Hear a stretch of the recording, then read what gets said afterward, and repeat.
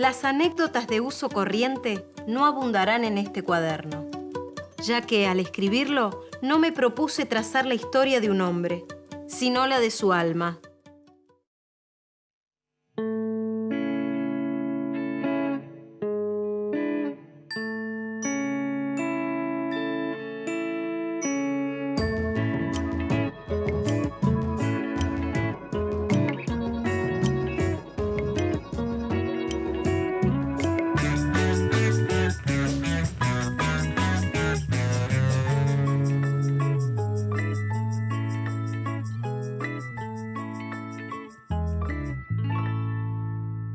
Claves de lectura. Obras de escritores y escritoras de la literatura argentina, para leer y analizar. Leopoldo Marechal. Nació en 1900 en el barrio de Almagro, en Buenos Aires, y murió en 1970. Fue obrero, bibliotecario y maestro.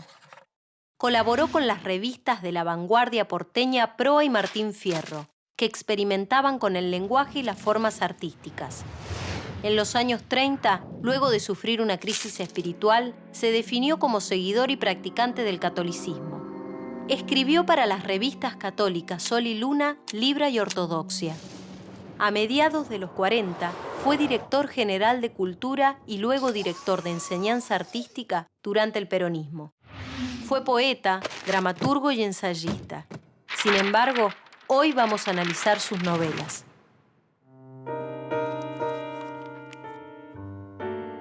Pero al abrir sus ojos alarmados, el mundo se reconstruyó ante su visita, con la minuciosa exactitud de un rompecabezas. Ciertamente, no debería insistir en sus lecturas del Apocalipsis a medianoche. Aquellas terribles imágenes de la destrucción prolongaban sus insomnios, interferían en sus sueños y al despertar le dejaban un regusto de oscuras premoniciones. Adán Buenos Aires, Leopoldo Marechal. Publicó Adán Buenos Aires en 1948. La novela cuenta 3 días en la vida de un escritor llamado Adán, del 28 al 30 de abril. Es decir, en Pascuas, donde los cristianos recuerdan la muerte y resurrección de Jesucristo. El libro se divide en 7 partes, o también libros. Las primeras 5 partes son, en realidad, el relato que hace un amigo de Adán Buenos Aires, llamado Leopoldo Marechal, sobre esos 3 días, y están narradas en tercera persona. Que lo narre un amigo del protagonista le da verosimilitud, es decir, lo vuelve creíble según el funcionamiento interno de la novela. No importa si el dato es real o no. Además, le da una cuota extra de veracidad, como si fuera verdadero, porque Marechal es a la vez quien escribió el libro. Es que ese Leopoldo Marechal, que dice haber conocido a Adán Buenos Aires, es una invención del autor, una invención para poder narrar. La primavera reía sobre las tumbas, cantaba en el buche de los pájaros, ardía en los retoños vegetales, proclamaba entre cruces y epitafios su jubilosa incredulidad acerca de la muerte. Adán Buenos Aires, Leopoldo Marechal. La novela transcurre en algún indeterminado momento de los años 20 del siglo XX. El jueves 28 de abril de 1920, a las 10 horas de la noche, 7 aventureros detenían su marcha frente a la región temible que acabamos de nombrar. Se interrumpe el dato del año en una fecha en la que la referencia del día y de la hora es exacta. Esto crea la sensación de que lo que se cuenta en efecto sucedió, pero que tal vez, al mismo tiempo, no todo. Entonces, ¿sucedió de verdad? ¿O eso quiere hacer creer el autor? El libro comienza con un prólogo que cuenta el entierro de Adán Buenos Aires. Como si fuera un guiño al lector, comienza por el final. Doblemente final. Así terminan la historia y la vida del protagonista.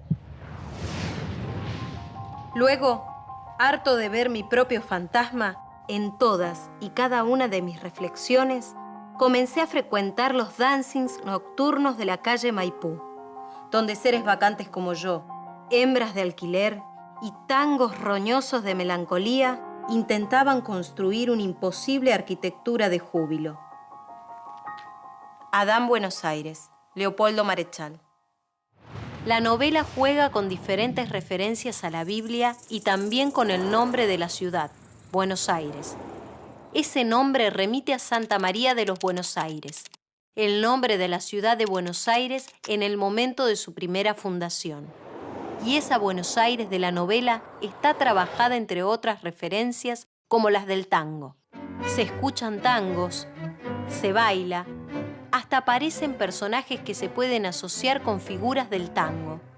Se menciona más de una vez alguna letra como las estrofas del Pañuelito Blanco, con las que empieza la novela y que tematiza el desengaño amoroso que también vive Adán.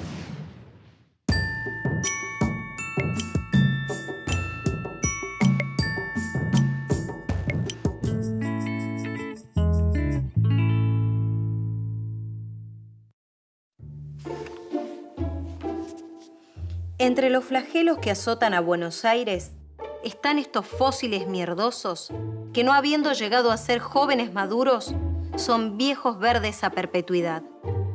No ignoro que, sea por una fatalidad de clima, sea por las virtudes afrodisíacas de nuestro río, sea por cualquier otro motor ignorado, la venusmanía es un atributo de los porteños. Adán Buenos Aires, Leopoldo Marechal. Las últimas dos partes de la novela están narradas en primera persona. Es el propio Adán Buenos Aires quien cuenta dos momentos fundamentales de su vida. El cuaderno de tapas azules es para Adán Buenos Aires una autobiografía, pero de su alma. El viaje a la oscura ciudad de Cacodelfia cuenta un descenso a los infiernos, similar a lo que propone la Divina Comedia de Dante Alighieri, pero en clave de parodia. Parodia significa una suerte de homenaje y burla al mismo tiempo. En este caso, estos infiernos son en realidad una Buenos Aires degradada, hecha Cacodelfia, una forma del caos. Pero también cuenta que hay otro lugar, Calidelpia, una ciudad que nos hace pensar en el paraíso.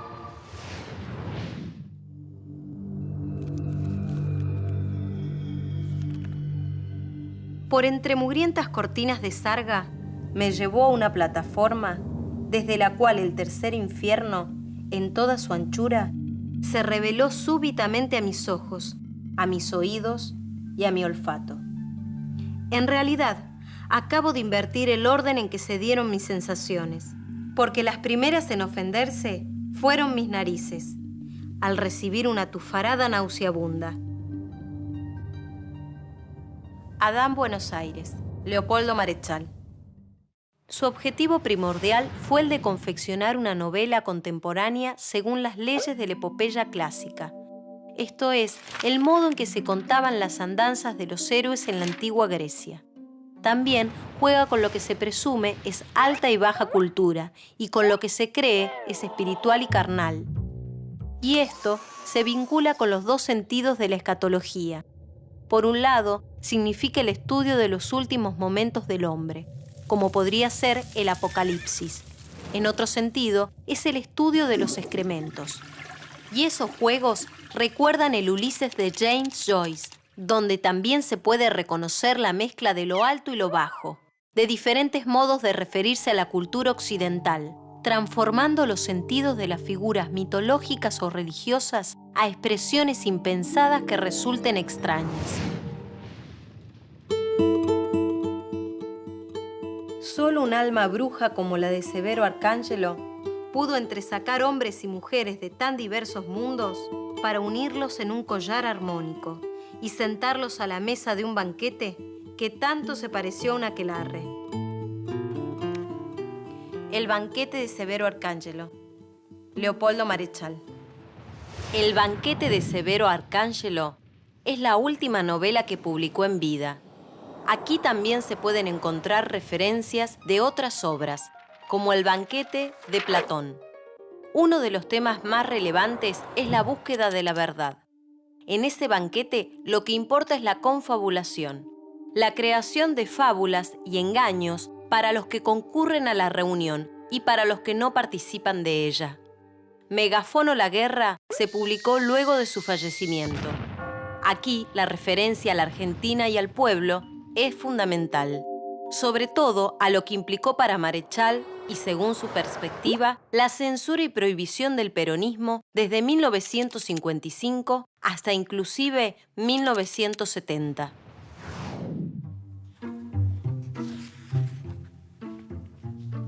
Si lo extraordinario parece hoy inaccesible a la criatura humana, es porque la criatura humana se ha venido apretando en horizontes mentales cada vez más estrechos, y porque la zona cortical de su alma se ha solidificado en un cascarón infranqueable. El banquete de Severo Arcángelo, Leopoldo Marechal.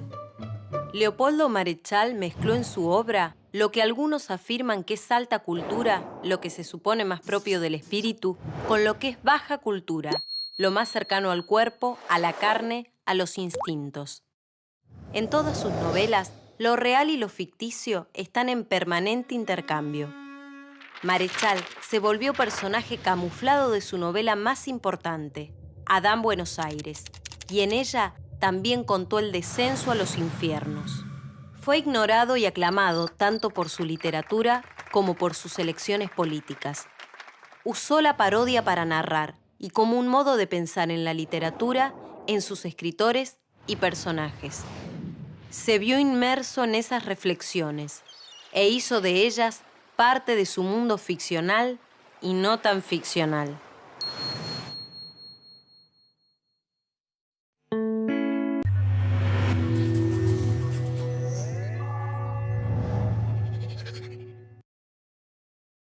El punto de arranque, como decíamos entonces, para el deslinde de estas cuestiones debe ser nuestras leyes, nuestras costumbres, nuestro estado social. Determinar primero lo que somos y, aplicando los principios, buscar lo que debemos ser.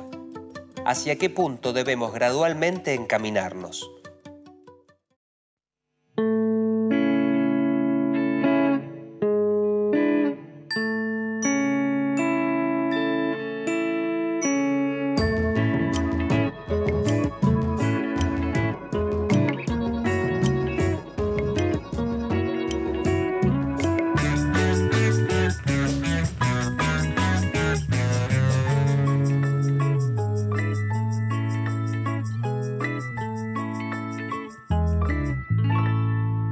Claves de lectura.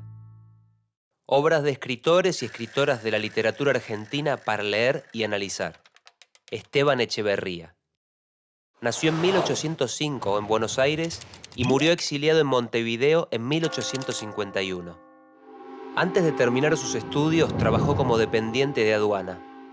En 1825 emprendió un viaje a París, donde vivió hasta 1830. A su regreso a Buenos Aires, comenzó a publicar poemas en el Diario de la Tarde y en la Gaceta Mercantil. Introdujo el romanticismo en el Río de la Plata. Escribió poemas, ensayos sobre costumbres y arte, y también uno de los textos fundamentales de la literatura argentina, El Matadero. Hoy vamos a analizar sus escritos políticos. Dos épocas, pues, en nuestra vida social igualmente gloriosas, igualmente necesarias. Entusiasta, ruidosa, guerrera, heroica, la una nos dio por resultado la independencia o nuestra regeneración política. La otra, pacífica, laboriosa, reflexiva, que debe darnos por fruto la libertad. Primera lectura, Salón Literario, Esteban Echeverría. Echeverría fue un líder espiritual para la generación del 37, un grupo de intelectuales que se oponía al gobernador de Buenos Aires, el federal Juan Manuel de Rosas, y a los federales. Y también se diferenciaban de los unitarios. Estos creían en la necesidad de una soberanía nacional única. Proponían la organización de un gobierno centralista con sede en Buenos Aires. Los federales consideraban que había que proteger la soberanía de cada provincia, que no podía ser avasallada por el gobierno central. Echeverría, como parte de la generación del 37, criticaba a los unitarios porque habían gobernado y pensado el país sin atender a la realidad local. Y criticaba a los federales por considerarlos violentos y salvajes, y que imponían el atraso al camino abierto por la Revolución de Mayo. Esas ideas fueron expuestas en las lecturas que hizo en el Salón Literario, esto es, las reuniones que se organizaban en la librería argentina del librero Marcos Sastre. Os he bosquejado, señores, el carácter de nuestra época y el estado de nuestra cultura intelectual. Ahora bien, en vista de estos antecedentes, ¿qué debemos hacer? ¿Cuál será nuestra marcha? ¿Se cree acaso poder con escombros y ripio echar los cimientos de un grande y sólido monumento? ¿Se piensa con vagas e incompletas ideas, con teorías exóticas, con fragmentos de doctrinas ajenas, echar la base de nuestra renovación social? Primera lectura, Salón Literario. Esteban Echeverría. Hizo de sus lecturas un programa para el porvenir. Se interesaba por definir una economía, una política y, en especial, una cultura. Por ello, además, se asocia su producción con la del romanticismo. De hecho, es considerado el primer poeta romántico en el Río de la Plata. El romanticismo fue un movimiento cultural, filosófico y literario que predominó en Europa durante gran parte del siglo XIX y que valoraba lo primitivo, las particularidades de cada lugar y el pasado donde buscarlas, entre otras cosas. En los escritos de Echeverría encontramos una de las paradojas del romanticismo rioplatense. Se afirma la necesidad de crear una cultura nacional, pero dice que no hay ningún pasado cultural al cual remitirse. En uno de los textos más famosos de Echeverría, el poema La cautiva, esa paradoja está representada por el desierto. El desierto como un paisaje característico de lo nacional, donde a la vez no hay nada. Nosotros decimos desde el año 37, Mayo, progreso, democracia, y explicamos esa fórmula. Si hay bandera más alta y legítima que la nuestra, que se levante y flamee ufana. La saludaremos y aclamaremos como la bandera regeneradora de la patria. Dogma socialista de la Asociación de Mayo. Esteban Echeverría. Echeverría consideraba que había que fundar criterios de algo que fuera llamado cultura nacional, y también crear las obras de arte y las de doctrina de esa misma cultura. Por una parte, por la necesidad de independizarse culturalmente de España. Por la otra, porque desestimaban la cultura de las comunidades indígenas. El arte nuevo para ellos debía reflejar las costumbres y la civilización argentinas, y al mismo tiempo tenía que fundarlas. Para los románticos del Río de la Plata como Echeverría, estas aún no existían. Sus ensayos refieren a la necesidad de una dirección en función de una posible cultura nacional.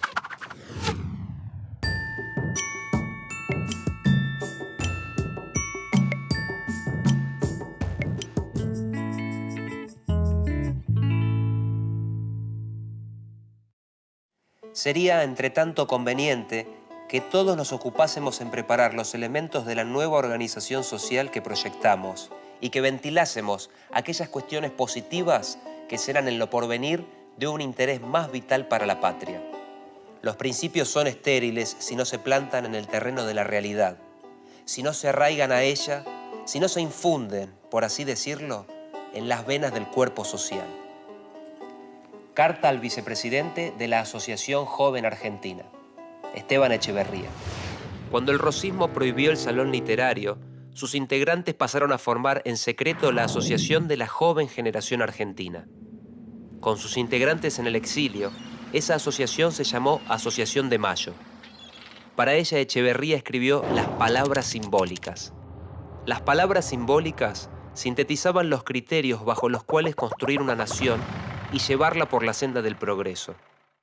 Entre esas palabras están las de igualdad y libertad.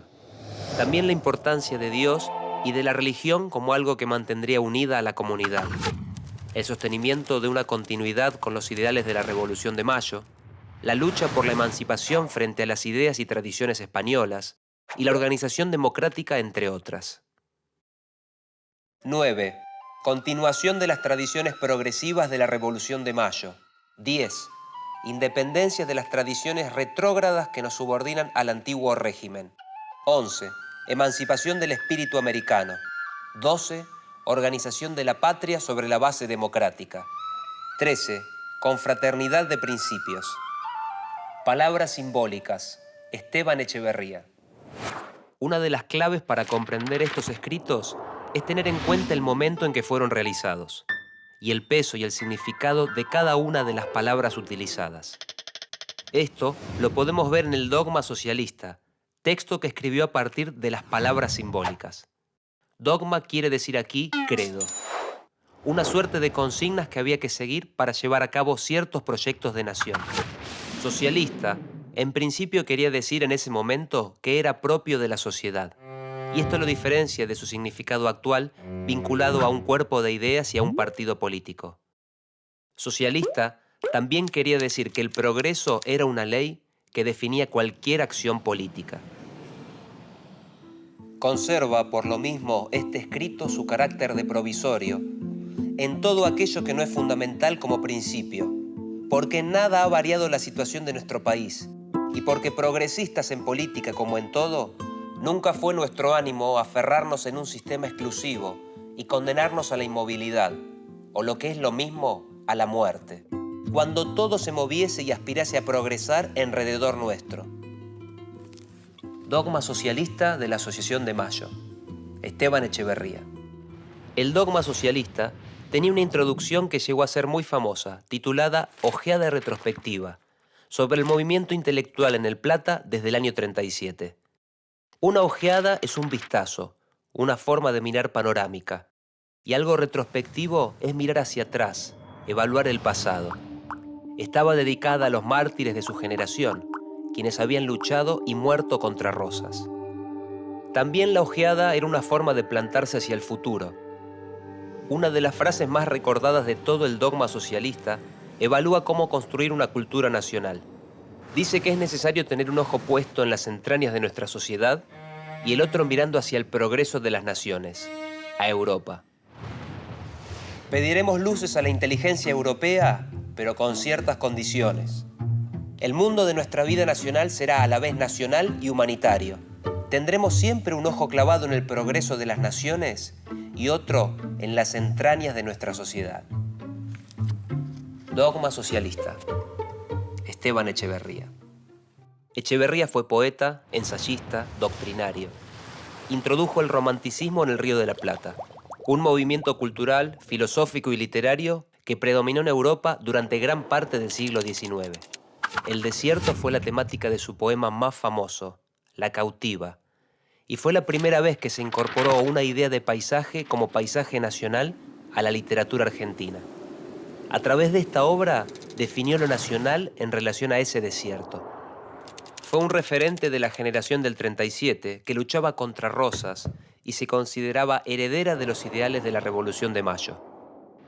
Entre las entrañas de un país por conocer y el afuera de un mundo por incorporar, Echeverría escribió y polemizó.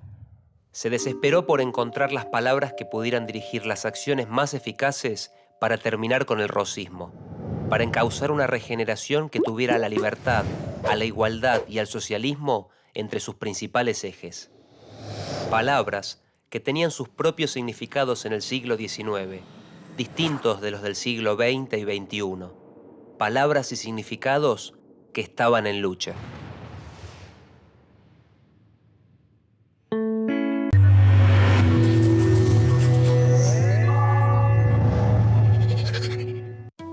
Porque me duele si me quedo, pero me muero si me voy. Por todo y a pesar de todo, mi amor, yo quiero vivir en vos. Por tu decencia de vidala y por tu escándalo de sol, por tu verano con jazmines, mi amor, yo quiero vivir en vos.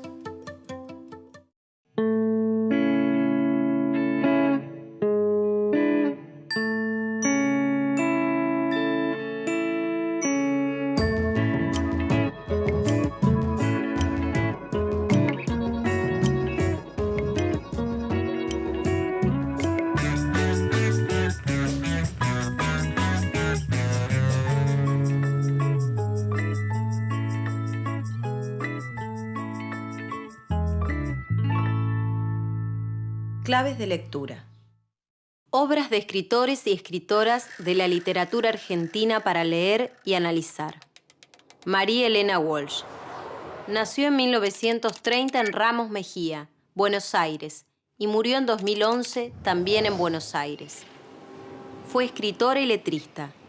A los 22 años viajó a París con quien era su pareja, la poeta, cantante y musicóloga Leda Valladares. Juntas interpretaron canciones folclóricas latinoamericanas. En 1985 fue nombrada ciudadana ilustre de la ciudad de Buenos Aires. Durante toda su carrera, publicó más de 20 discos y más de 50 libros. Escribió cuentos, obras de teatro y poesía. Hoy vamos a analizar su poesía. Me dijeron, señora Caballero, usted se lo merece. Desconfíe. Estimada mamá, fume perfume. Para el bebé automático repare. Brillantina, botón, no se equivoque. Es mejor una lata que sus párpados. Asómbrese de frío radioescucha. Venga mañana mismo. Pura seda. Tiene la obligación para la barba. Pintando yerba mate con camiones. Oración a la propaganda. María Elena Walsh. Durante los años 60, publicó numerosos libros infantiles en verso y en prosa, y también un libro de poemas para adultos, hecho a mano.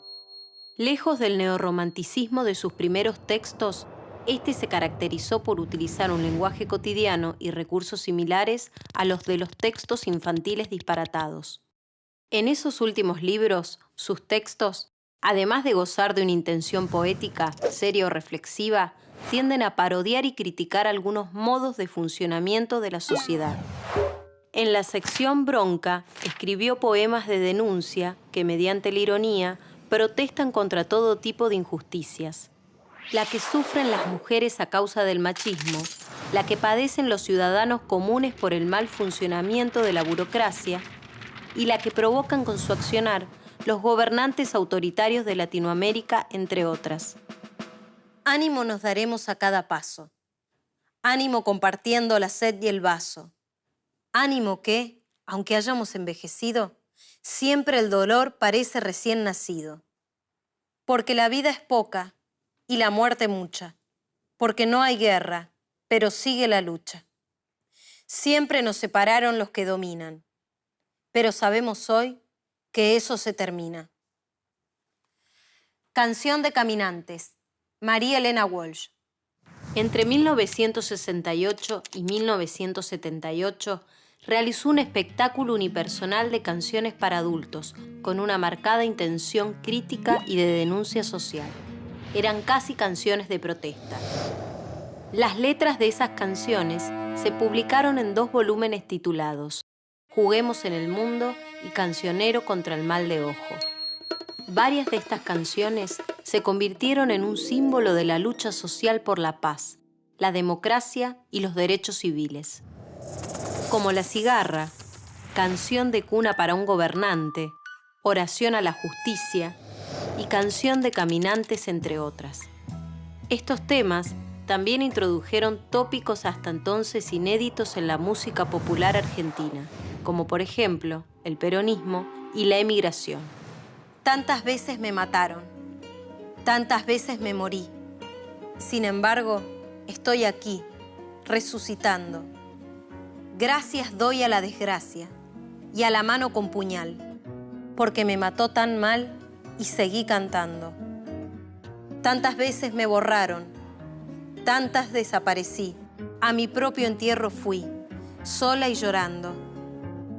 Hice un nudo en el pañuelo, pero me olvidé después que no era la última vez y volví cantando. Como La Cigarra, María Elena Walsh. En 1978 dejó de componer y de cantar en público a causa de la censura de la dictadura militar, pero publicó varios artículos de denuncia. Uno de los más famosos fue el texto titulado Desventuras en el país jardín de infantes. Allí declaró la función denunciadora del arte, del artista y del intelectual.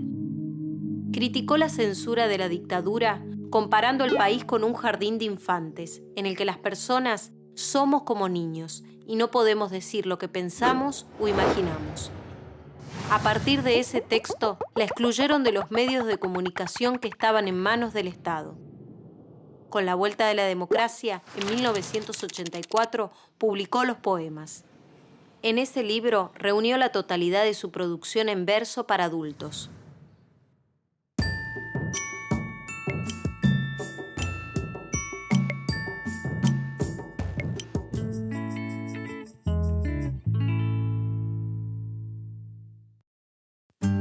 Es tristísimo ver a un caracol que tenga el feo vicio del alcohol. Tarda 14 meses en ir haciendo heces desde un palo borracho hasta un farol. So Loco, María Elena Walsh. Jugó con las palabras, con los sonidos, con el ritmo y la musicalidad, con las imágenes que forman esas palabras y con las asociaciones, ya que éstas se rigen por otra lógica, que resulta disparatada y cómica. En sus poemas para niños hay todo tipo de disparates y sinsentidos. Muchas veces sus poemas y canciones transgreden o van en contra de lo que un adulto debe enseñarle a un chico, o también de lo que es considerado como literatura infantil. Dijo, una buena literatura infantil socializa, que no es lo mismo que domestica. Gran parte de la literatura infantil ha sido moralizante, escolar, pedagógica. Creo que los chicos encontraron en la mía elementos anárquicos. Por ejemplo, la falta de respeto al poder y la autoridad, que también les atraen. El disparate puede resultar gracioso y absurdo, pero también puede ser poético. Un nohuipín, un greti, un lodricoco, un toquimos, un mapu, una ratoco, una faraji, un toga, un rope, una tabioga, un yovaca, un norrizo y un terroco. Un nohuipín, un greti, un lodricoco. María Elena Walsh.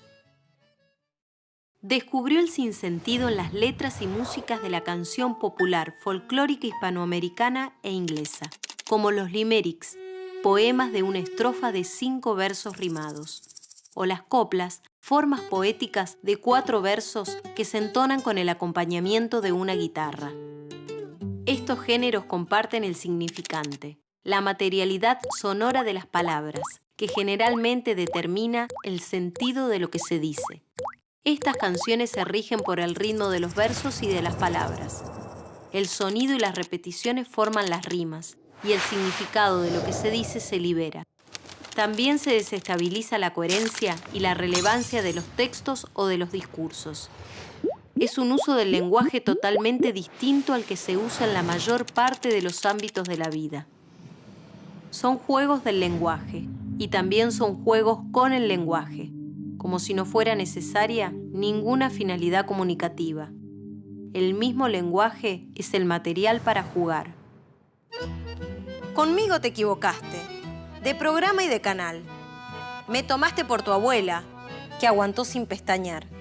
Si tenés el monopolio del acierto universal, yo te dejo vía libre, pero vos déjame en paz. Y cuando las papas quemen, arreglate sin mamá. La feminista, María Elena Walsh. En sus letras de canciones y en varios poemas aparece el tema de la mujer y sus derechos. El combate contra el machismo en la sociedad ocupó gran parte de sus preocupaciones, como sucede en La feminista. Este poema-canción interpela directamente a su interlocutor.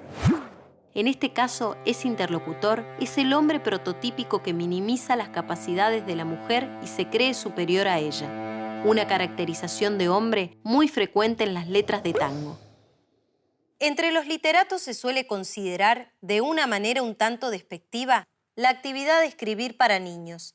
Entre otras cosas, los niños no fabrican prestigios literarios. No escriben crónicas en los diarios, ni otorgan premios, ni ofrecen becas. Conferencia dictada en 1965. María Elena Walsh. Escribió poemas para niños donde el juego con los sonidos y el disparate, típicos del folclore hispanoamericano e inglés, los liberaba de la lógica coherente del significado.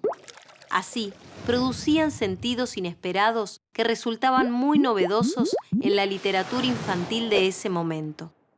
También escribió poemas para adultos, en los que denunciaba todo tipo de injusticias, utilizando la parodia y la burla como recurso. Algunos eran muy críticos con respecto a las reglas y los modos del mundo adulto. Un mundo lleno de convenciones y buenas costumbres que se vuelven ritos sociales, rituales alejados de la espontaneidad de la niñez. Así, compuso canciones de protesta contra la violencia política y el machismo, que se convirtieron en un símbolo de la lucha social. Todas sus creaciones tienen en común la intención de cuestionar la realidad social y cotidiana. Para muchos, su obra transformó la forma de pensar y producir literatura infantil. El humor, la ironía y lo poético fueron los medios principales que usó para intervenir esa realidad, pero también hizo del juego y del arte un fin en sí mismo.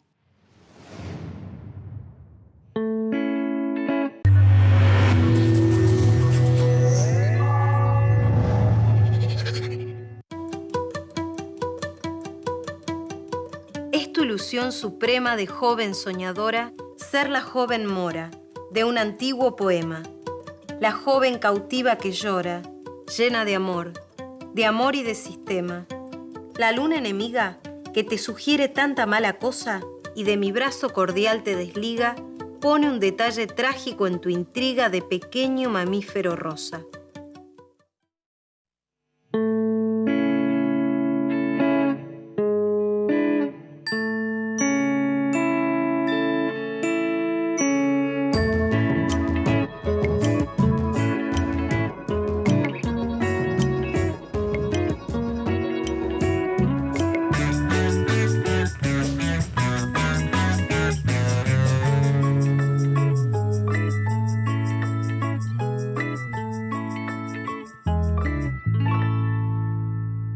Claves de lectura. Obras de escritores y escritoras de la literatura argentina, para leer y analizar. Leopoldo Lugones. Nació en 1874 en Villa María, Córdoba, y se suicidó en 1938 en El Tigre. En 1892 fundó el periódico El Pensamiento Libre. En 1896 se mudó a Buenos Aires y ese mismo año creó el diario La Montaña junto con José Ingenieros. Durante los primeros años del siglo XX escribió en distintos diarios y revistas socialistas. En 1911 empezó a escribir regularmente en el diario La Nación. Se interesó por los avances científicos, la historia, los mitos griegos y la antigüedad clásica en general, la política y la educación. Escribió relatos, biografías, artículos periodísticos, una novela y ensayos sobre temas muy variados. Pero hoy vamos a analizar su poesía. Primogénita ilustre del Plata, en solar apertura hacia el este, donde atado a tu cinta celeste va el gran río color de león. Bella sangre de prósperas razas, esclarece tu altivo linaje, y en la antigua doncella salvaje pinta en oro su noble sazón. A Buenos Aires. Leopoldo Lugones. Fue considerado la encarnación del poeta nacional.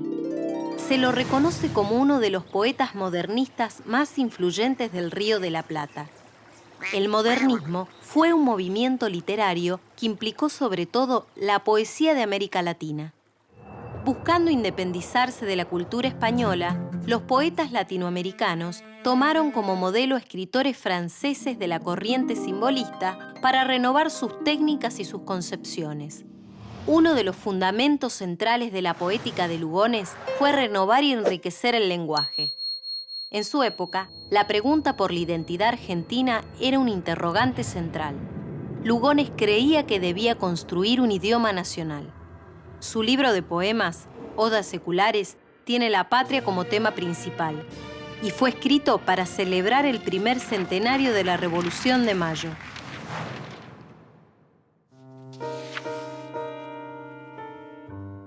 Lunar blancura que opreso me tiene en dulce coyunda, y si a mi alma vagabunda la consume beso a beso, a noble cisne la iguala, ungiéndola su ternura con toda aquella blancura que se le convierte en ala. En cárcel de tul, su excelsa beldad captó el ave azul de mi libertad. A Rubén Darío y a otros cómplices. Leopoldo Lugones. Los poetas modernistas en general pensaban el quehacer literario para unos pocos iniciados. Es por eso que utilizaron un vocabulario generalmente culto y refinado. Creían en una literatura pura y autónoma, sin lazos directos o evidentes con la realidad. La idea de crear música con las palabras les permitía producir combinaciones extrañas e inesperadas entre ellas. El color azul es uno de los símbolos más frecuentes. Está tomado de la palabra francesa azur, que señala un azul intenso, como puede ser el del cielo o el del mar. Para los simbolistas y para los modernistas, el azul representa la perfección, el ideal, lo infinito y eterno. Por esa razón, es el color del arte. El poeta es el astro de su propio destierro. Él tiene su cabeza junto a Dios, como todos, pero su carne es fruto de los cósmicos lodos de la vida. Su espíritu del mismo yugo es siervo, pero en su frente brilla la integridad del verbo. La voz contra la roca. Leopoldo Lugones. Desde sus primeros poemas está presente el vínculo imaginario entre el escritor y el destino de la nación. El poema La voz contra la roca cuenta la aparición de un poeta con mayúscula, como si fuera un héroe elegido por Dios para que le transmita su mensaje al pueblo. Este es el pueblo del Nuevo Mundo, del mundo que está por venir, y que se puede pensar era la idea de América que se estaba construyendo en ese momento. Una de las características principales de Lugones tiene que ver con el deseo de ser un gran poeta, un artista, y con cómo la figura del poeta se relacionaba con el que podría interpretar el sentir de la patria.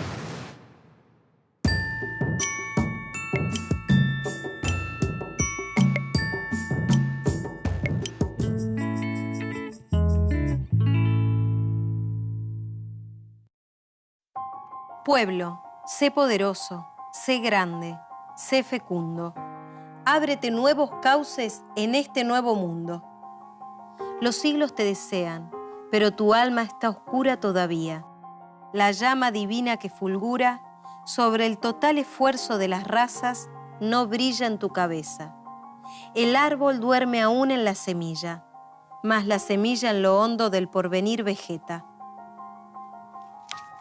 La voz contra la roca. Leopoldo Lugones. En este poema se puede leer el modo en que se espectaculariza y se naturaliza la aparición de la figura del poeta, comparándola con una semilla de donde crecerá un árbol. Así como el árbol duerme en la semilla, el poeta también está germinando, preparándose para nacer. Su aparición es un acontecimiento casi divino, como si predijera una voz, la de la naturaleza. Al igual que el poeta y el árbol, el pueblo del Nuevo Mundo también está germinando y preparándose para nacer. La luna cava un blanco abismo de quietud, en cuya cuenca las cosas son cadáveres y las sombras viven como ideas, y uno se pasma de lo próxima que está la muerte en la blancura aquella, de lo bello que es el mundo, poseído por la antigüedad de la luna llena, y el ansia tristísima de ser amado en el corazón doloroso tiembla. La blanca soledad. Leopoldo Lugones. Creía que la lengua era uno de los elementos más importantes de la nacionalidad y que eran los poetas quienes lograban enriquecer y renovar el lenguaje que de por sí se componen de imágenes y metáforas que con el tiempo y el uso es como si se gastaran y se volvieran lugares comunes. En ese sentido, para Lugones, el poeta tenía una función social fundamental al realizar un trabajo concreto con el idioma. Todo el tiempo usaba metáforas, figuras poéticas que crean una especie de imágenes que reemplazan algo, que se refieren a otra cosa. Lugones inventó muchas metáforas e imágenes que en su momento resultaron extrañas, disparatadas y cómicas. En Lunario Sentimental, el libro en el cual se aleja del modernismo, creó algunas que jugaban con las imágenes de la luna, como por ejemplo, Diplomática Blancura. En las piscinas, los sauces, con poéticos desmayos, echan sus anzuelos de seda negra a tus rayos, convertidos en relumbrantes sardinas. Sobre la diplomática blancura de tu faz, interpreta sus sueños el poeta, sus cuitas la romántica criatura. Himno a la luna, Leopoldo Lugones. En estas estrofas Lugones hizo una especie de caricatura de algunas imágenes y temas asociados tradicionalmente a la luna. Uno de los recursos más frecuentes que utilizaba para eso era la mezcla de escenas y palabras poéticas, refinadas, y escenas y palabras vulgares, del lenguaje corriente de la ciudad. De esta manera se produce un choque entre ese mundo poético idealizado y la vida urbana cotidiana, que la mayoría de las veces resulta cómico. Además, en estos fragmentos, Lugones no respetó la versificación medida que solía utilizar en otros libros. Aparece un verso libre, sin medida fija, pero sí respetó la repetición de sonidos que producen las rimas, a veces muy extrañas.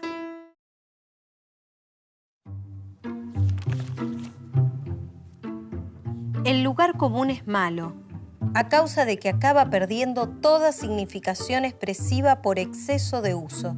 Y la originalidad remedia este inconveniente pensando conceptos nuevos que requieren expresiones nuevas. Prólogo, Lunario Sentimental, Leopoldo Lugones. Escribió poemas en los que la búsqueda de expresiones originales y la creación de conceptos nuevos eran lo fundamental. Creía que, a través del trabajo con el lenguaje, los poetas debían renovar y enriquecer el idioma. Y creía que esto era una manera de aportar a la construcción de una lengua y una identidad nacional. Por eso inventó metáforas e imágenes. A algunos les resultaron extrañas, pero a los escritores jóvenes de ese momento les abrió todo un camino de experimentación que multiplicó las posibilidades de la literatura. Lugones y los poetas modernistas en general pensaban el quehacer literario como un hacer de unos pocos iniciados. Es por eso que utilizaron un vocabulario generalmente culto y refinado. Creían en una literatura pura y autónoma, sin lazos directos o evidentes con la realidad. Y la idea de crear música con las palabras les permitía producir combinaciones extrañas e inesperadas entre ellas.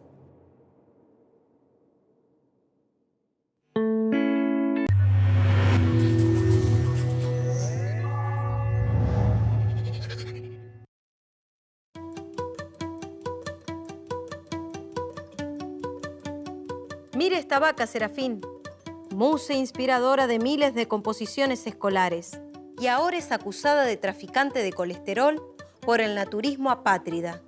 Nos da su leche, su carne, su cuero. Lo quiero ver a usted haciéndose una campera de zapallitos.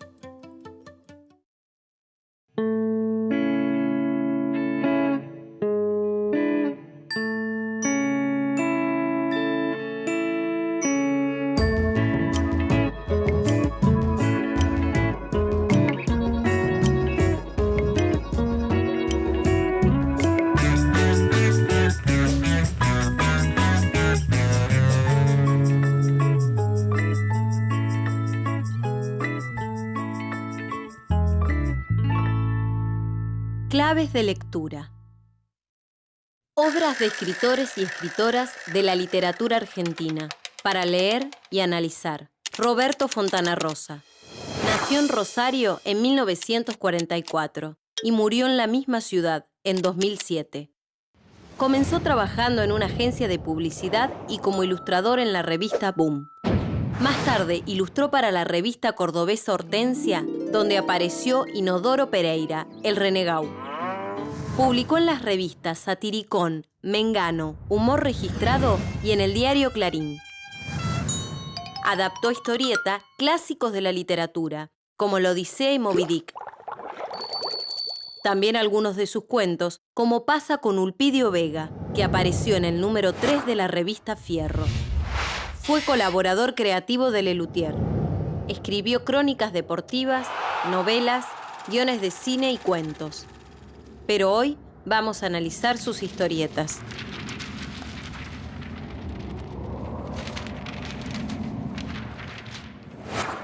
Victorino Lonco Peulén, el indio Victorino. Llegó a Talleres proveniente del Sportivo Mojón del Chusco, de la Reserva Indígena de Salares Finos, y a poco se convirtió en el ídolo por su asombrosa condición de estar siempre en el lugar preciso, en el momento exacto. Olfato para el gol. Roberto Fontana Rosa. Sus creaciones son pequeños chistes que entran por los ojos y por la risa. Breves historias que sorprenden, porque a veces pueden ser algo tristes o dar miedo, pero siempre son escritas desde el humor. Sus historietas siempre juegan con lo que se supone es el sentido común. Muchas se relacionan con las caricaturas, esos dibujos que al copiar la imagen de alguien exageran ciertas características para causar risa. Fontana Rosa toma el sentido común sobre lo argentino. También los sentidos de la venganza, la justicia o el amor. Algo de todo eso se puede leer y ver en Semblanzas Deportivas, que guionó y dibujó para la mítica revista de historietas Fierro.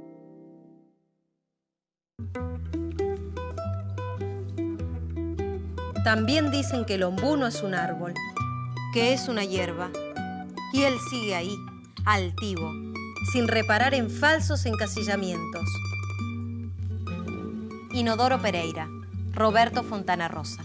Inodoro Pereira es un personaje que ayuda a comprender el alcance de sus historietas, lo que hizo con la tradición literaria en Argentina, cómo la incluyó y cuestionó en sus trabajos.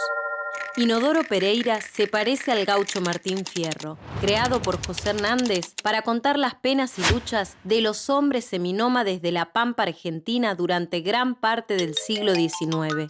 Pero es una parodia. Una forma de burla que lleva en sí misma un homenaje y una crítica a eso homenajeado. Esto es, a la idea de que el gaucho representa la esencia de lo argentino. Infinidad de veces Sperman, el hombre del sexo de hierro, debió enfrentarse con peligros mortales, pero jamás como cuando debió combatir contra la mujer del hielo. Sperman, Roberto Fontana Rosa. Las historietas son una forma de contar historias. Funcionan al mismo tiempo con diferentes procedimientos del cine, de la literatura y de las artes plásticas. Muchas viñetas se organizan como planos cinematográficos, donde se relacionan el paisaje, el fondo y los personajes. Se puede contar con primeros planos, planos detalle, picados, contrapicados y contraplanos. También plantean una relación particular con la palabra. Los globitos funcionan como la línea del diálogo en las obras literarias. También indican los modos en que se elige qué tipo de palabras, qué tipo de oraciones, qué tipo de lenguaje van a usar los personajes. O la voz del narrador, del que cuenta la historia.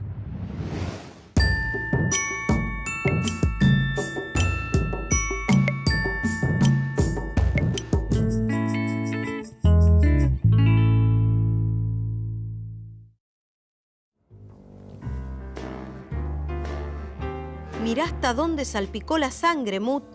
Si le disparaba antes, me manchaba el traje.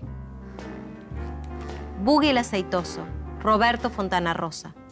Buggy el aceitoso es una parodia de la película de Harry el Sucio, protagonizada por Clint Eastwood, y también de las películas del policial negro norteamericano.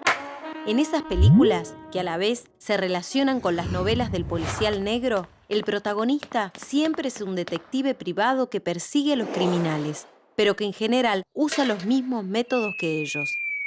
Boogie es un asesino a sueldo, alguien que no parece tener moral, no parece seguir más ley que la propia. Se expresa mediante oraciones cortas y siempre usa algún tipo de remate. Es detestable por los valores que defiende y al mismo tiempo hace reír. Fontanarosa decía que a veces le preocupaba que algunos de sus lectores no pudieran ver la parodia y que tampoco entendieran la ironía. Pruebas irrefutables de que eran comunistas, comisario. El bastón quedó manchado de rojo. Chiste publicado en la revista Boom. Roberto Fontanarosa. Las historietas también se relacionan con las artes plásticas, como la pintura o el dibujo. Cada historieta usa una o muchas técnicas para hacer sus dibujos. Podemos dividir las líneas de los dibujos en un gran grupo entre blancas y negras. Las líneas blancas son líneas simples, sobre fondos claros, y las líneas negras son gruesas, trazadas con fuerza, donde lo que importa es que se note el trazo, el color, para llamar la atención sobre esa línea en el dibujo. Los dibujos de Fontanarosa podrían definirse por un mayor uso de las líneas claras. Pero también es importante el manejo del color, la combinación entre diferentes colores para que cuenten algo más, y que eso no sea dicho por las palabras. Me imagino que usted pagará. No pondrá en juego su buen nombre. La deuda externa. Roberto Fontanarosa. Muchas de sus historietas hacen referencia a temas de actualidad política, económica, social o cultural. Por ejemplo, sobre el pago de la deuda externa y sobre lo que ese pago implicaba e implica para cada ciudadano del país está la tira La deuda externa, en Inodoro Pereira. Inodoro se disfraza de mujer porque no quiere que lo encuentren para evitar tener que pagar la deuda externa. La secuencia de la deuda externa usa algunas de las palabras propias del lenguaje de la economía, como las de correr intereses o stand-by, que al ser malinterpretadas por Inodoro, logran un efecto humorístico. Un buen chiste salva un mal dibujo. En cambio, un buen dibujo no salva un mal chiste. Entrevista a Roberto Fontanarosa. Revista La Buhardilla. Las historietas de Fontanarosa pueden tener referencias al cine, a otras historietas o a la literatura. Manejaba muchos registros distintos y todos convivían en sus dibujos y guiones. Podía incluso aclarar de forma explícita qué estaba haciendo, como pasa en ¿Acaso no matan a las lechuzas?, título que parodia una novela del policial negro. La historieta comienza con un personaje que dice que va a contar una historia, es decir, una narración dentro de otra. El humor es fundamental en sus historietas. A veces podía construir un chiste con remate en el último cuadrito de la historieta, y otras, cada cuadrito tenía en sí mismo un chiste, como si en realidad todo fuera una sucesión de chistes. Fontanarosa creó personajes de historietas y retomó tradiciones nacionales e internacionales, el gaucho y el detective. Adaptó historias de otros y propias a los dibujos en viñetas. Retomó viejos temas como la venganza, el amor y la cuestión nacional y los revisó para que los lectores los volvieran a ver con ojos nuevos. Cada historieta de Fontanarosa puede ser un momento de risa y también de desconcierto. Hasta cierto punto, no sabemos muy bien qué tenemos que leer allí. ¿Una burla? ¿Una crítica? ¿Un homenaje? Hay algo claro. Cada una de sus historietas encierra un universo de preguntas dibujadas.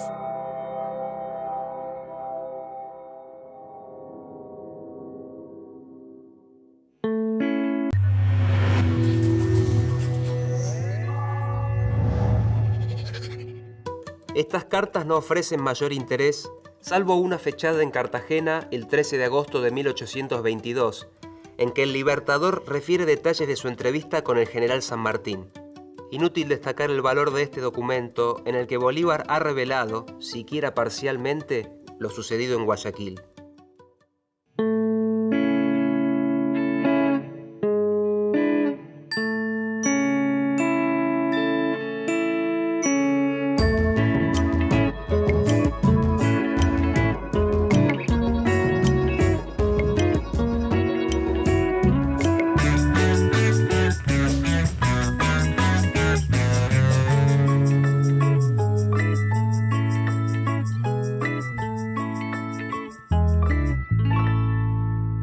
Claves de lectura. Las obras de algunos escritores y escritoras de la literatura argentina para leer y analizar. Historia y ficción. Una narración puede construirse en torno a un acontecimiento que sucedió o que se dice que sucedió. Las historias, con minúscula, incorporan elementos de la historia, con mayúscula, para contar. Un acontecimiento real insertado entre otros que no sucedieron, pero que podrían haberlo hecho. Jorge Luis Borges, Leopoldo Lugones, Héctor Oesterheld, Roberto Arlt, Juan José Saer y Roberto Fontana Rosa hicieron uso de la historia para narrar sus ficciones. Hoy vamos a leer y analizar algunos de sus textos.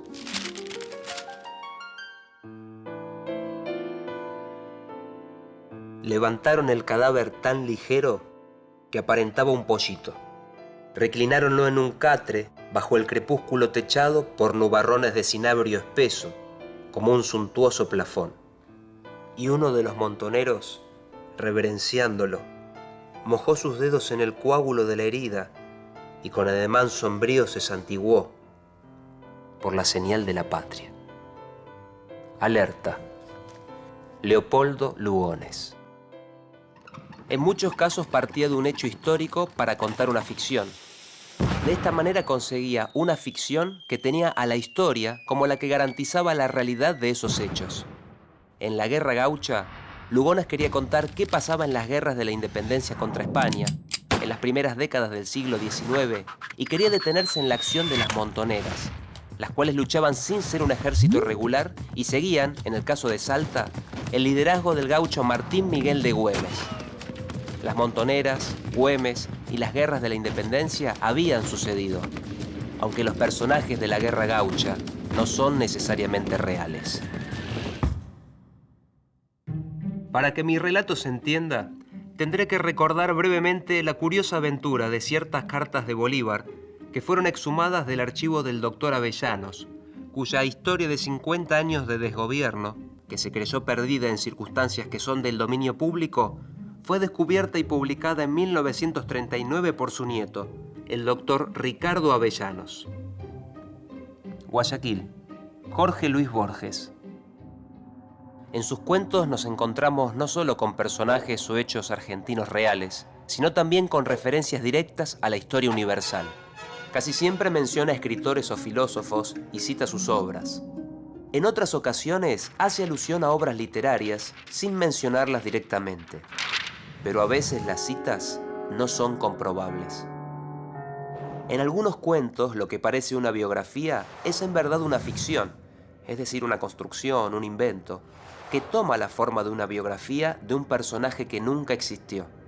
Por ejemplo, en el libro Historia Universal de la Infamia, presenta la biografía de una pirata china, la viuda Qing. Así confunde lo que es realidad con lo que es ficción.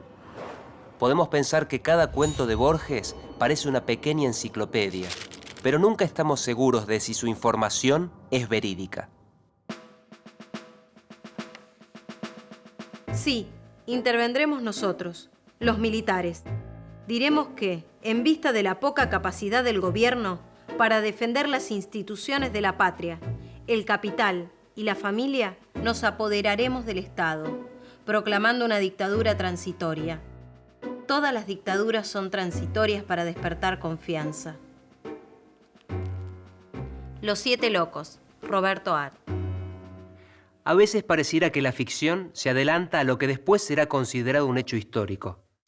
Por ejemplo, para muchos lectores, Los 7 locos de Roberto Arlt anticipó lo que sucedió tiempo después, el golpe de Estado a Hipólito Yrigoyen. En algunos tramos se puede leer, en boca del personaje llamado Mayor, argumentos muy parecidos a los de quienes se oponían al gobierno de Yrigoyen y querían desalojarlo ilegal y violentamente del poder. En la primera reedición, aclaró, en una nota del autor, que la fecha de su novela era anterior a la del golpe y que sería irrisorio creer que las manifestaciones del Mayor fueron por el movimiento revolucionario del 6 de septiembre de 1930. La novela no adelantó lo que sucedería. Lo que sí hizo fue hacer resonar temas, preocupaciones y problemas sociales que estaban en boca de todos.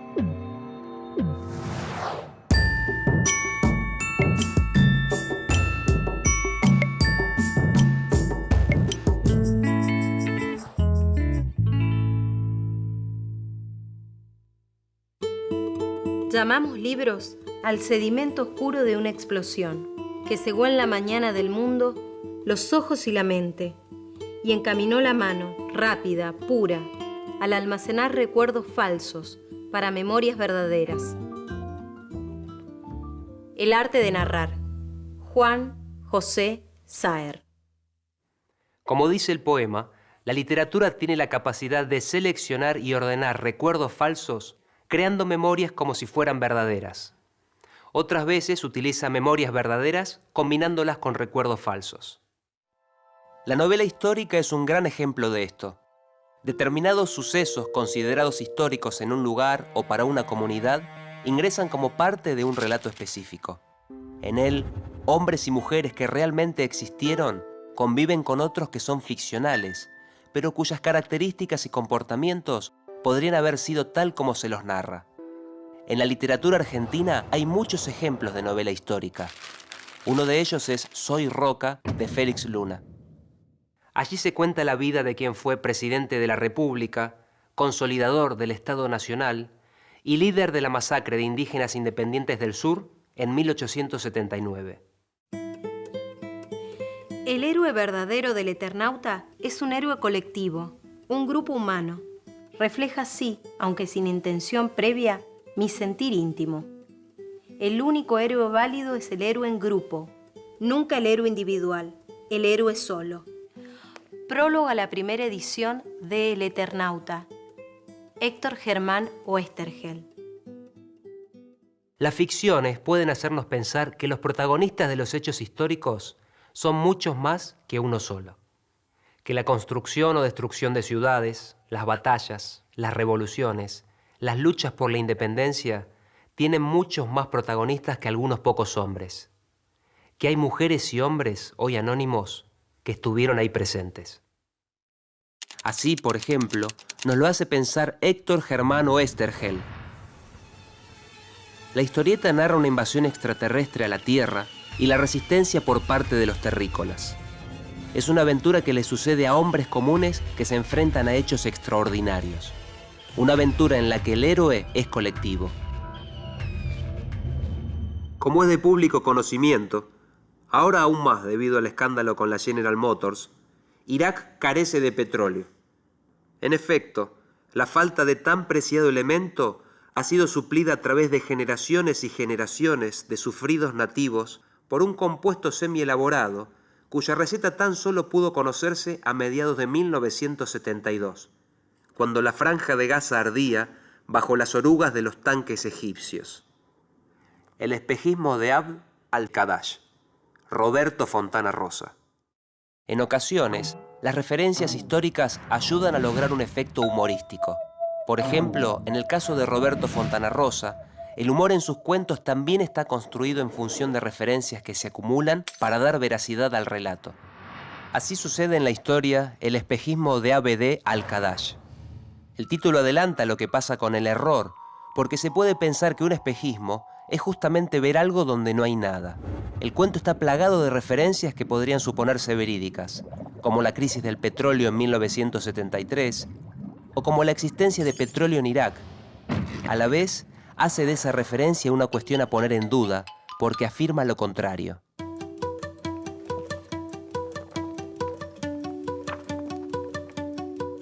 Cuando tenía 14 años, me inició en los deleites y afanes de la literatura bandoleresca. Un viejo zapatero andaluz que tenía su comercio de remendón junto a una ferretería de fachada verde y blanca, en el zaguán de una casa antigua en la calle Rivadavia, entre Sudamérica y Bolivia. El juguete rabioso, Roberto Art. Los autores hacen referencia a la historia con mayúscula para contar sus propios relatos, sus narraciones. A veces pareciera que la ficción se adelanta a los sucesos históricos, pero en realidad hace resonar temas, preocupaciones y problemas sociales que están en boca de todos. Podemos pensar en cómo se narran las ficciones y también en los acontecimientos que realmente sucedieron. Cómo cambia la historia según cuál sea la selección y ordenamiento de los hechos, según quiénes sean los que la cuentan.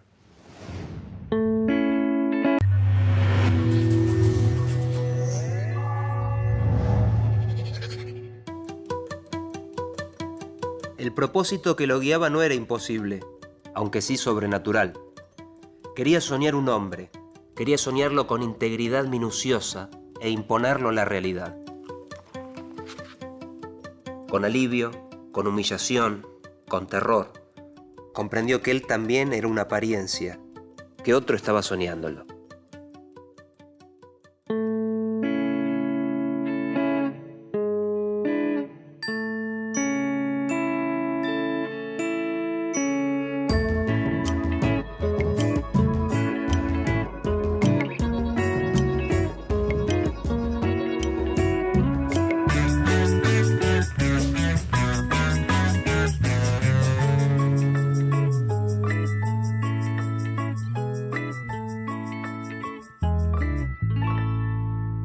Claves de lectura. Obras de escritores y escritoras de la literatura argentina para leer y analizar. La figura del narrador. El narrador es quien narra una historia. Suele confundírselo con el autor o autora del relato, pero no lo es. Los narradores son construcciones. Figuras detrás de las cuales se esconde el escritor para contar. Hay muchas clases de narradores. El narrador omnisciente es alguien que parece conocer a todos los personajes, como si estuviera viéndolo todo, una suerte de Dios. El narrador protagonista es el personaje principal que nos narra lo que sucede. Sabe solo lo que le pasa a él mismo y algunos datos de lo que sucede a su alrededor.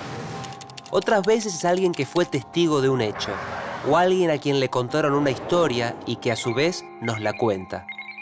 Hoy veremos algunos ejemplos en los textos de Jorge Luis Borges, Leopoldo Lugones, Leopoldo Marechal, Adolfo Bioy Casares y Manuel Puig.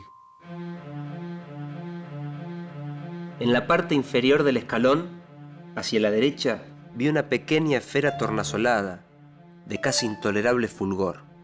Al principio la creí giratoria, luego comprendí que ese movimiento era una ilusión, producida por los vertiginosos espectáculos que encerraba. El diámetro del Aleph sería de 2 o 3 centímetros, pero el espacio cósmico estaba ahí, sin disminución de tamaño. El Aleph. Jorge Luis Borges. En el cuento El Aleph, de Jorge Luis Borges, el personaje principal también se llama Borges. Es un hombre que está triste por la muerte de su amada. Todos los años regresa a la casa en la que ella vivió. Si bien el personaje también se llama Borges, no es el autor, sino una construcción. Este es un recurso que utiliza Borges, el autor, para establecer un contexto que parezca real, es decir, presentar un mundo más parecido al nuestro. En este cuento de Jorge Luis Borges, el narrador protagonista se hace presente.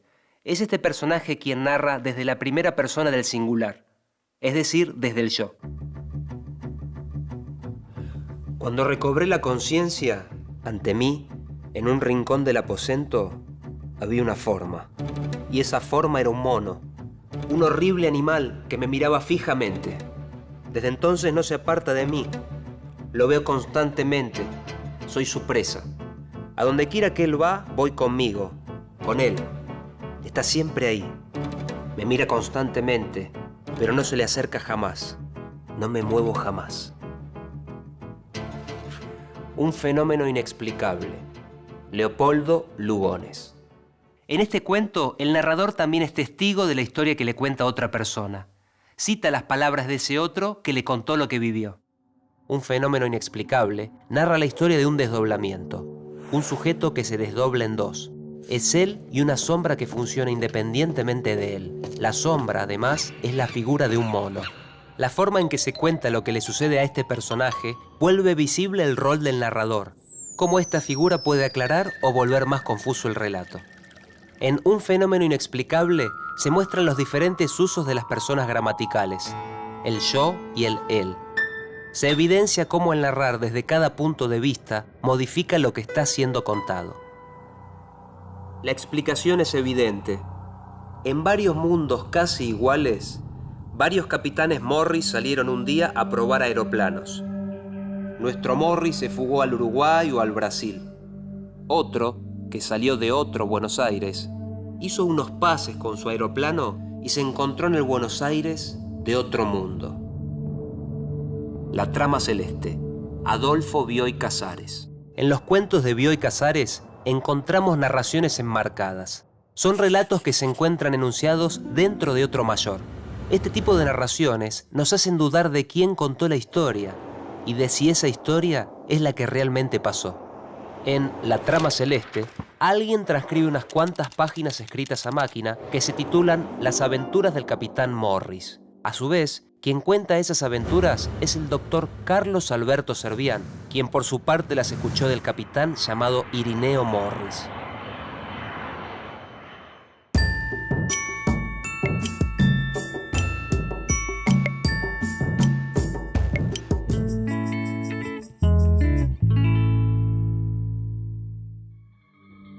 Zumbó un moscardón. Durante algunos segundos creyó que dormía la siesta en el campo. Después supo que estaba herido, que estaba detenido, que estaba en el hospital militar. Nada de esto le sorprendió, pero todavía tardó un rato en recordar el accidente. Al recordarlo tuvo la verdadera sorpresa. No comprendía cómo había perdido el conocimiento. Sin embargo, no lo perdió una sola vez. De esto hablaré más adelante. La trama celeste. Adolfo Bioy Casares. En La trama celeste se cuenta cómo se hace para narrar una historia, como si fuera la trama de una trama. Podemos comparar una trama con un tejido, con el cruce de diferentes líneas que arman un orden específico. Manuel Puig también expuso las formas en que un narrador organiza un relato. Al igual que Bioy Casares, en la novela Cae la noche tropical, Puig pone en relación el hecho de tejer o coser con la escritura. Nidia va a visitar a su hermana Lucy a Río, y esta le narra la vida de una de sus vecinas. Una y otra vez, Lucy le dice a Nidia que no le haga perder el hilo del relato. Esa historia, como todas, tiene partes, materiales que se entrelazan para formarla. Cierra el sobre, enciende la radio y empieza a cambiarse la ropa gastada de entrecasa por un vestido de calle. La audición tango versus bolero está apenas iniciada. Se oyen alternados un tango y un bolero. Boquitas pintadas. Manuel Puig. Esta novela de Manuel Puig cuenta la historia de Juan Carlos, una suerte de Don Juan, es decir, un seductor. Juan Carlos está enfermo de tuberculosis. Una y otra vez falta a su trabajo, pero por la noche se dedica a conquistar mujeres.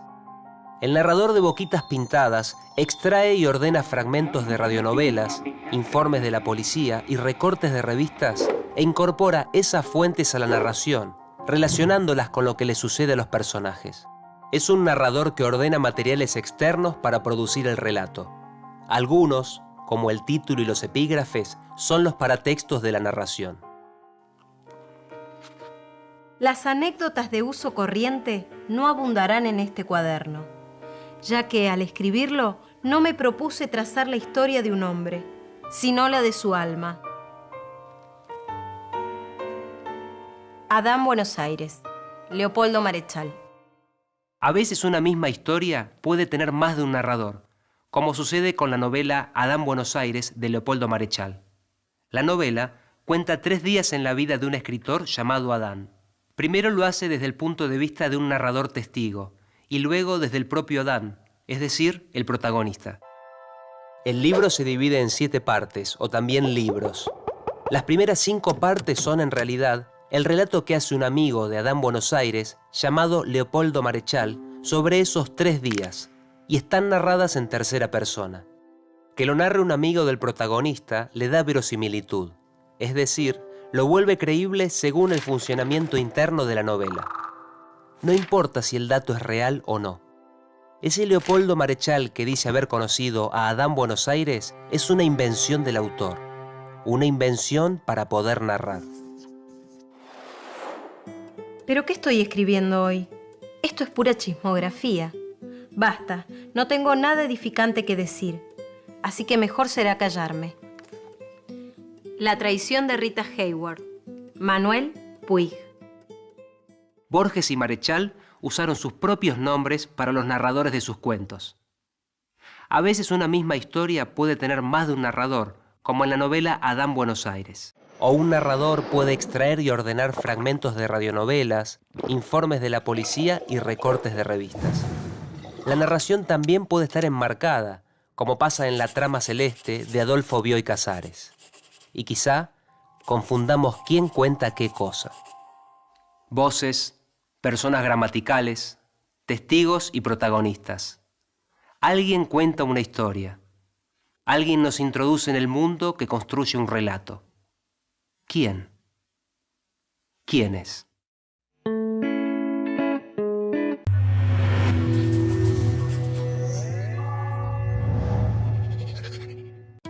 Usted me disculpará. Yo hablo con la franqueza de una motocicleta. Estoy aquí por indicación de Gervasio Montenegro. Dejo constancia. No creo y no creeré que un encarcelado es persona indicada para resolver enigmas policiales.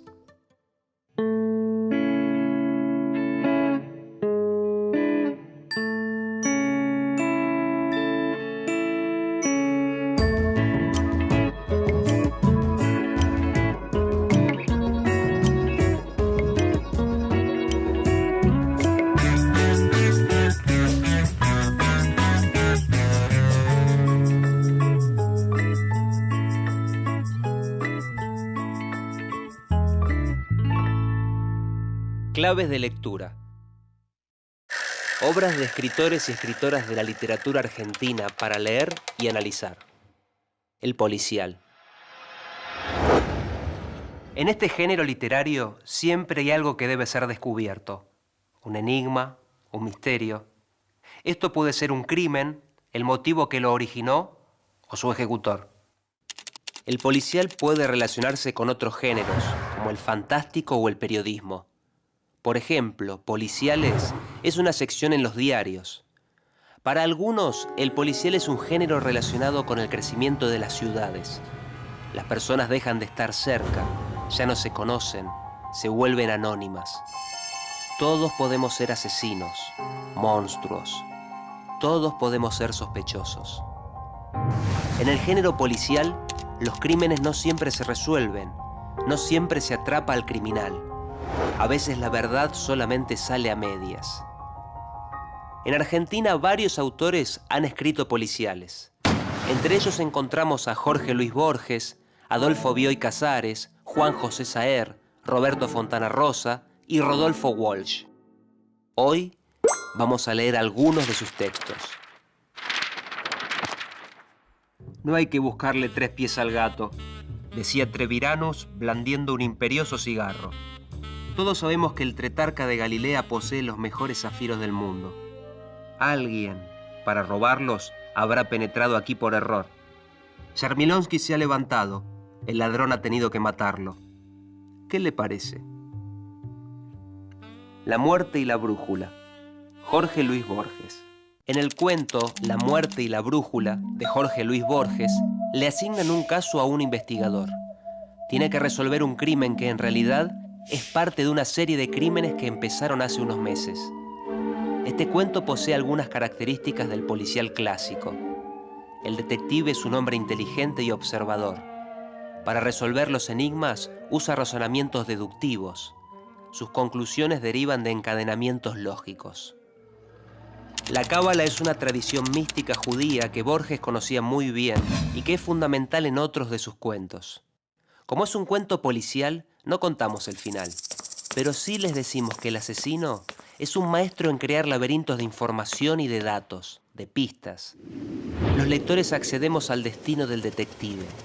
Comprendemos los hechos que se relacionan hasta llevarlo a cada nueva pista. Pero también, como el detective, somos engañados. Hubiera podido bajar sin que el desconocido lo notara, pero su plan era mejor. Siguió hasta la cervecería Palermo. Después, sin darse vuelta, dobló hacia el norte. Siguió el paredón de la penitenciaría. Entró en los jardines. Creía proceder con tranquilidad, pero antes de llegar al puesto de guardia, arrojó un cigarrillo que había encendido poco antes. Tuvo un diálogo nada memorable con un empleado en mangas de camisa. El guardiacárceles lo acompañó hasta la celda 273. Las 12 figuras del mundo. H. Bustos Domecq. Es el seudónimo que utilizaron Adolfo Bioy Casares y Jorge Luis Borges para firmar sus obras en colaboración. En el libro 6 problemas para don Isidro Parodi, el protagonista es encarcelado injustamente. Varias personas van a visitarlo y le cuentan historias con enigmas. Ellos saben que don Isidro Parodi siempre puede resolver sus casos. El personaje de Isidro Parodi lleva al límite la posibilidad de que algo sea a la vez su contrario. Un preso que es detective o un detective preso. En este cuento hay una reelaboración del policial clásico. Esto es, en vez de un detective que es como un caballero, un hombre de buenos modales, la figura central es un preso. El lector nunca puede estar seguro de la verdad de sus palabras, aunque las conclusiones de sus razonamientos sean lógicas. Bioy Casares y Borges además dirigieron, a mediados de los 40, una colección donde publicaban novelas policiales de todo el mundo que se llamó El Séptimo Círculo. Todos los días parecían el mismo. Era como si el tiempo se detuviera todas las noches. Era como si viviesen en una tragedia que se interrumpiera siempre al fin del primer acto. El perjurio de la nieve. Adolfo Bioy Casares. En este cuento, Bioy Casares combinó el género fantástico y el policial. En El perjurio de la nieve, entre los enigmas por descubrir, está el saber qué pasa en la casa del señor Vermeeren. ¿Por qué vive con sus hijas y empleados como si la casa donde habitan se hubiera detenido en el tiempo? ¿Por qué repite una y otra vez la misma rutina? ¿Por qué muere su hija Lucía? ¿Por qué muere el poeta Emilio Oribe, que estuvo de visita en el velorio? ¿Y si el señor Vermeeren detuvo el paso del tiempo? Si el señor Vermeeren detuvo el tiempo, el enigma se resuelve en la lógica del género fantástico. En la realidad, es imposible hacer que el tiempo se detenga. Pero desde la órbita del género policial, la pregunta sería: ¿quién mató a Emilio Oribe? Tiempo y muerte son obsesiones que aparecen en los cuentos de Adolfo Bioy Casares.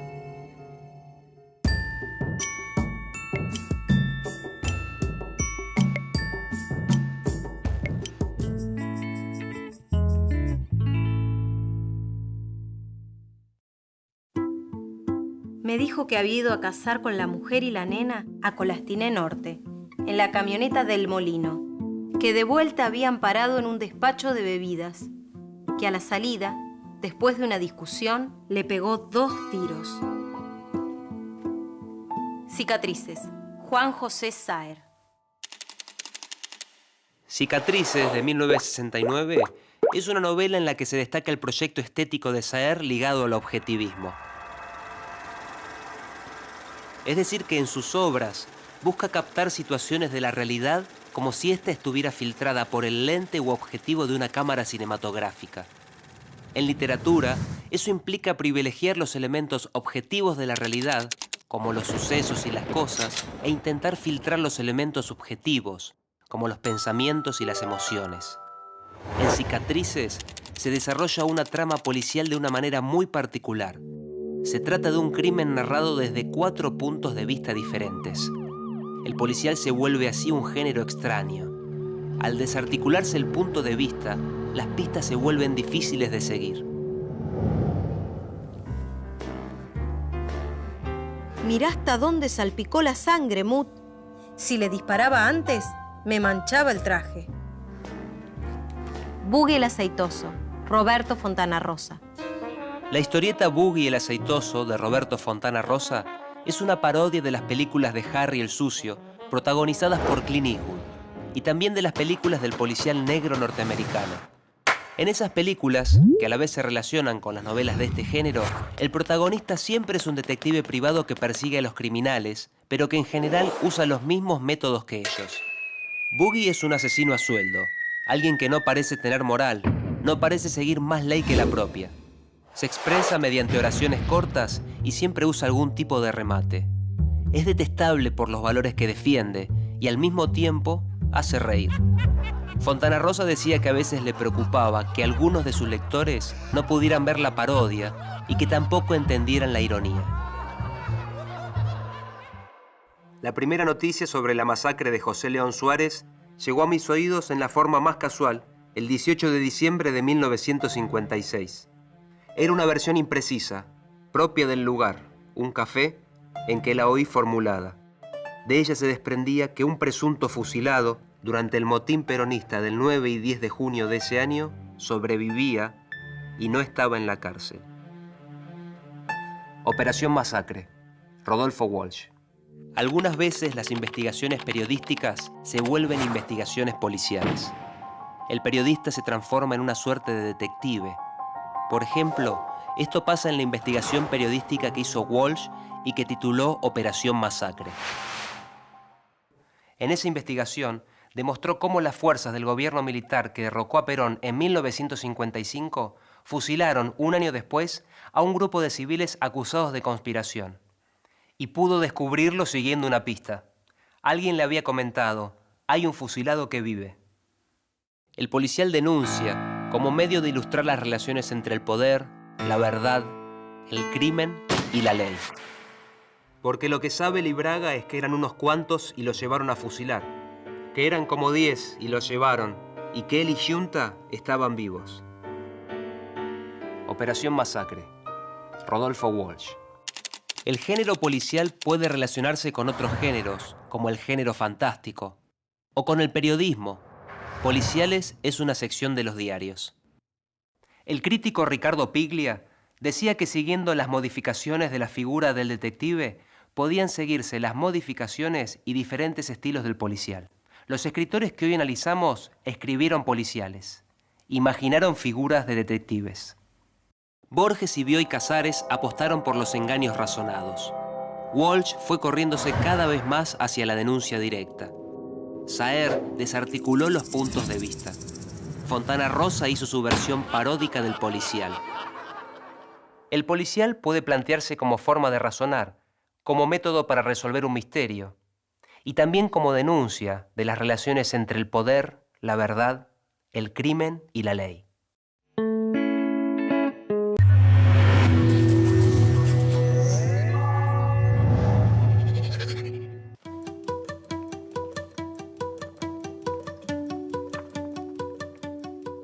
Cuando tenía 14 años, me inició en los deleites y afanes de la literatura bandoleresca. Un viejo zapatero andaluz que tenía su comercio de remendón junto a una ferretería de fachada verde y blanca, en el zaguán de una casa antigua en la calle Rivadavia, entre Sudamérica y Bolivia.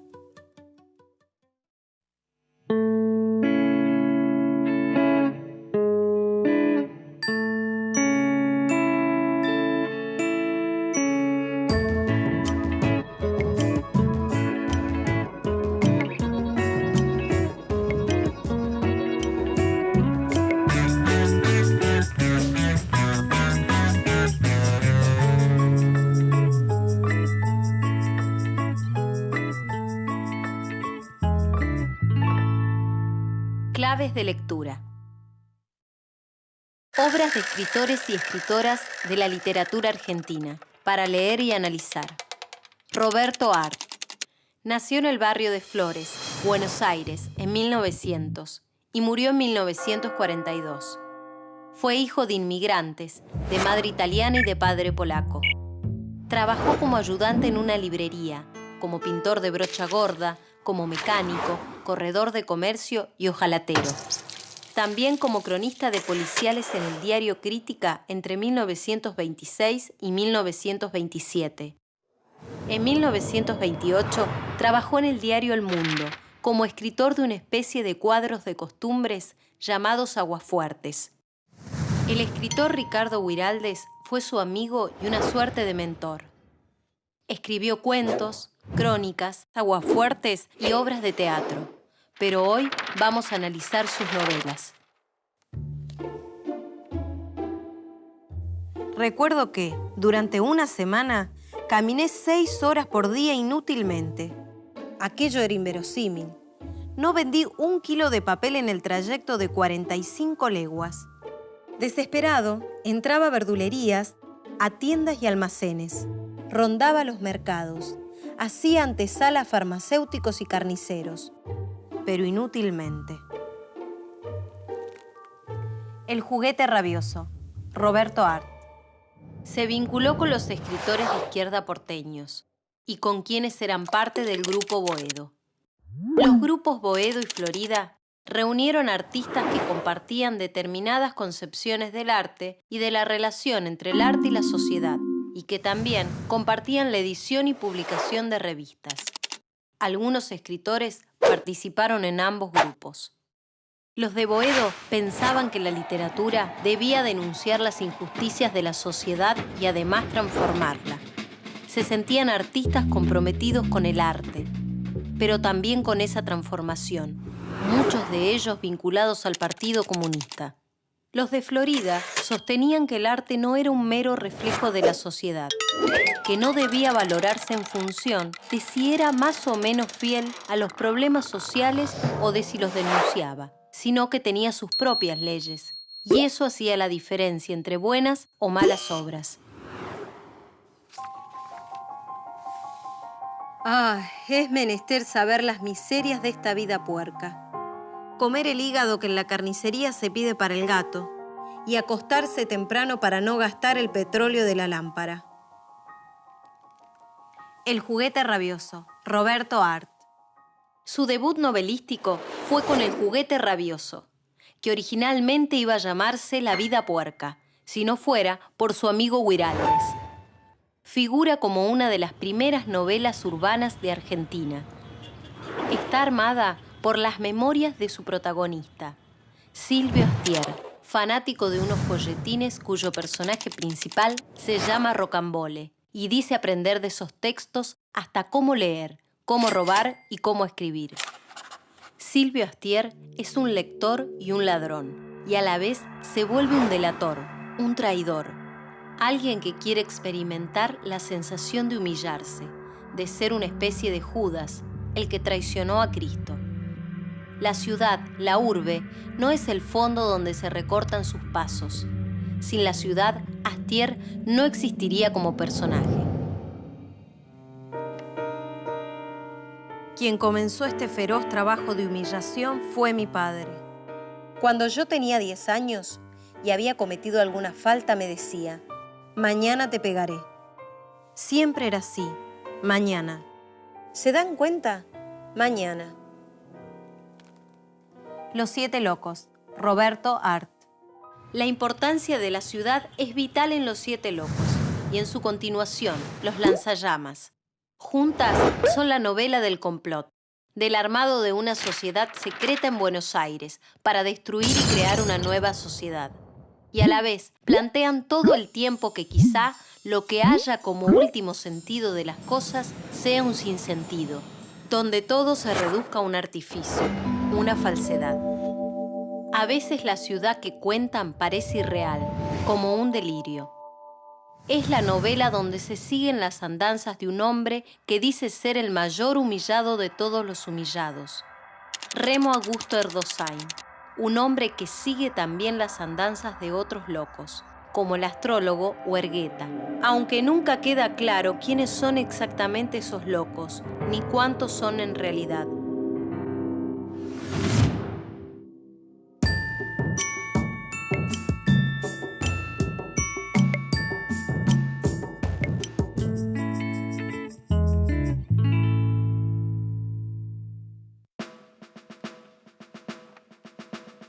Sí, intervendremos nosotros, los militares.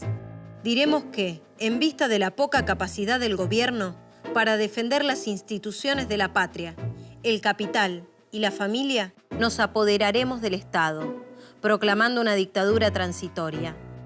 Todas las dictaduras son transitorias para despertar confianza. Los 7 locos, Roberto Arlt.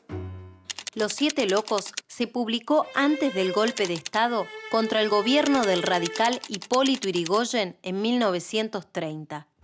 En algunos pasajes se pueden leer en boca del personaje llamado Mayor argumentos muy parecidos a los de quienes se oponían al gobierno de Irigoyen y querían desalojarlo ilegal y violentamente del poder.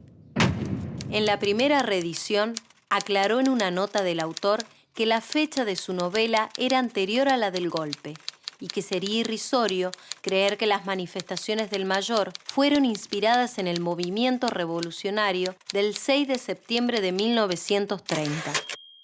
La novela no adelantó lo que sucedería. Lo que sí hizo fue rescatar temas, preocupaciones y problemas sociales que estaban en boca de todos y que podían, tal como sucedió con el golpe, precipitarse en cualquier momento.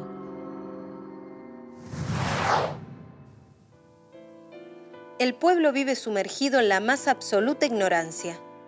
Se asusta de los millones de hombres destrozados por la última guerra, y a nadie se le ocurre hacer el cálculo de los millones de obreros, de mujeres y de niños que año tras año destruyen las fundiciones, los talleres, las minas. Los lanzallamas, Roberto Arlt. Si la ciudad es lo que hace posible a sus personajes, es fundamental la referencia o la reflexión sobre la sociedad burguesa, las relaciones personales en el sistema capitalista y la importancia de la relación entre los mundos del arte y del mercado, entre quienes escriben libros y quieren venderlos, entre quienes quieren escribir libros, venderlos y vivir de la escritura, entre quienes los compran y los leen, entre quienes los leen y critican y escriben las críticas en los diarios, entre quienes decían escribir bien, respetando todas las reglas y protocolos del idioma, y quienes, como Arlt, decían escribir mal, sin respetar esas reglas o respetándolas a medias. Cuando yo hablo de una sociedad secreta, no me refiero al tipo clásico de sociedad, sino a una supermoderna, donde cada miembro y adepto tenga intereses y recoja ganancias, porque solo así es posible vincularlos más y más a los fines que solo conocerán unos pocos. Este es el aspecto comercial. Los prostíbulos producirán ingresos como para mantener las crecientes ramificaciones de la sociedad. Los 7 locos, Roberto Arlt. Sus escritos plantean, entre otras cosas, las tensiones entre las buenas ideas o los ideales y los medios para llevarlas a cabo. Ponen en primer lugar los matices, las contradicciones. Por ello, es posible la existencia de una sociedad secreta que crea en una revolución que además se sustente, que logre sus objetivos a través de la implantación de una cadena de prostíbulos, como pasa en Los 7 locos, o como sucede en El amor brujo, que cuenta la historia del enamoramiento como si fuera un hechizo, una brujería, entre el ingeniero Estanislao Balder e Irene, una chica de 16 años. Un enamoramiento que hace avanzar los pensamientos de Balder. Un enamoramiento que hace avanzar los pensamientos de Balder sobre las relaciones amorosas. Balder desconfía del amor en la sociedad burguesa. Piensa que su existencia solo demuestra la falsedad de las relaciones de supuesto amor como el matrimonio.